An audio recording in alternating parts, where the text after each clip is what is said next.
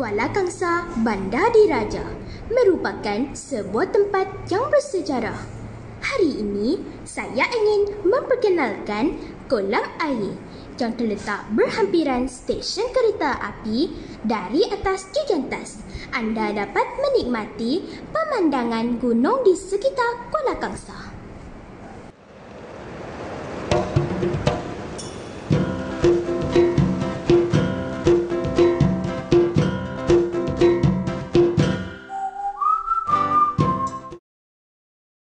Di sebelah Gigantas, terdapat sebuah cerobong yang dibina oleh British. Cerobong ini dahulunya mengeluarkan asap dari pembakaran sampah. Kini, cerobong ini hanya terbiar di situ dan tidak digunakan lagi.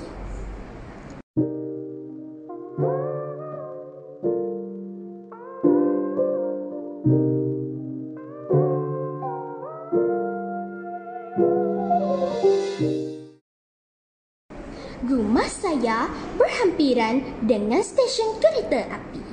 Jadi, saya selalu dapat melihat kereta api. Jika anda belum pernah menaiki kereta api, cubalah sekarang.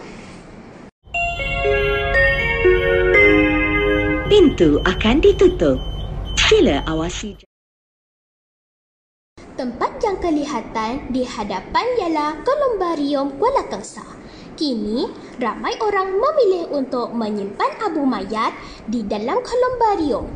Bangunan ini kelihatan seperti tokong Cina.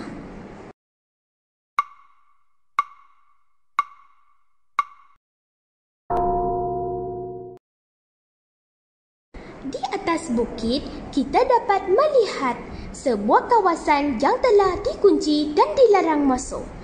Terdapat sebuah tangki air besar yang lama di situ.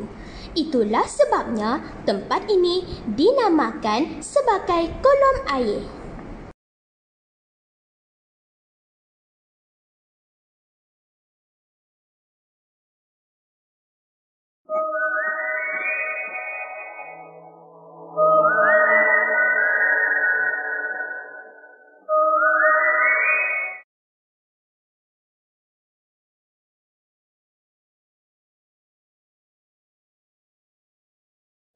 Sebenarnya, di atas bukit itu merupakan tanah perkuburan Cina.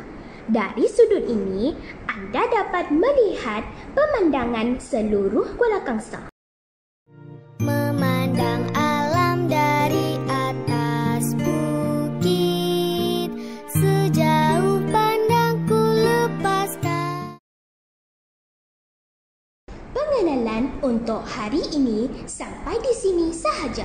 Bye!